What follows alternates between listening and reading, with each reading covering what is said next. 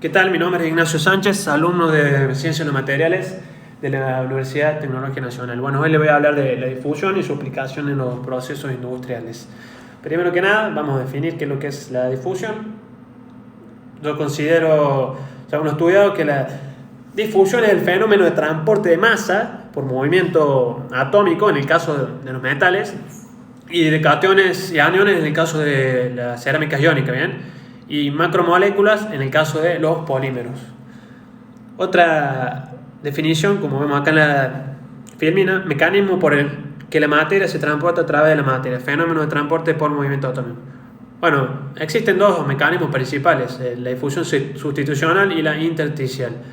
La sustitucional, también llamada difusión por vacancias, ¿bien? Los átomos sustitucionales cambian de posición con las vacancias existentes en el reticulado cristalino, ¿bien? Como vemos acá en la imagen, un átomo desplaza al otro sustituyéndolo.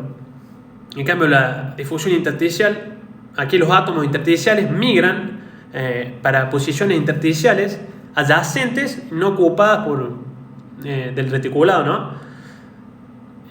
Acá no ocurre el desplazamiento, sino que ocupan los espacios en las intersticias.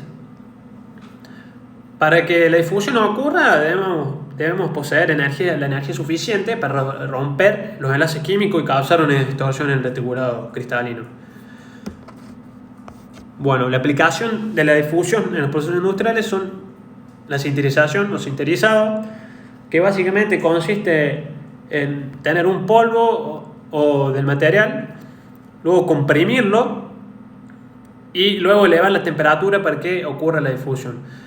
Entonces, sin llegar a la temperatura de fusión, logramos obtener una unión de esas partículas. Bueno, el endurecimiento superficial, tenemos dos ejemplos, uno es el cementado y el otro es el nitrurado. El cementado consiste en agregarle carbono a la superficie para obtener una mayor dureza, obteniendo un núcleo tenaz y la dureza en su exterior. Y el otro, el nitrurado, consiste en agregar nitruros en la superficie. La diferencia son que la profundidad, digamos, de dureza que se alcanza en la superficie. El cementado con el cementado se obtiene una dureza de mayor profundidad. Bien, y la otra es soldadura por difusión, que como vemos acá en la imagen consiste en aplicar una fuerza y luego elevar la temperatura necesaria para que la difusión ocurra. Esto se utiliza mucho en materiales para lo aeroespacial, como el acero inoxidable y las superaleaciones. La decarburación, que consiste en sacarle carbono a la superficie para que quede más blando el material. Y por último, la fabricación de circuitos electrónicos.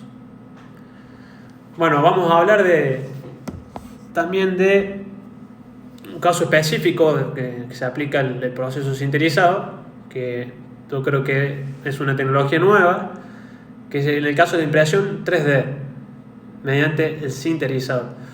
Como vemos acá en la imagen, esta nueva tecnología, que son máquinas que poseen un pistón donde sube la pieza que se va fabricando, y el proceso de sinterizado ocurre cuando el polvo del material es empujado por un rolo y luego un haz hace elevar la temperatura para que se produzca la difusión. Entonces va generando por capas que el material se solidifique y se obtenga, digamos, la pieza deseada.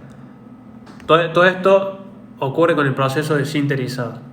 Como vemos acá en la imagen, se permiten obtener piezas que generalmente son materiales duros o difíciles de mecanizar.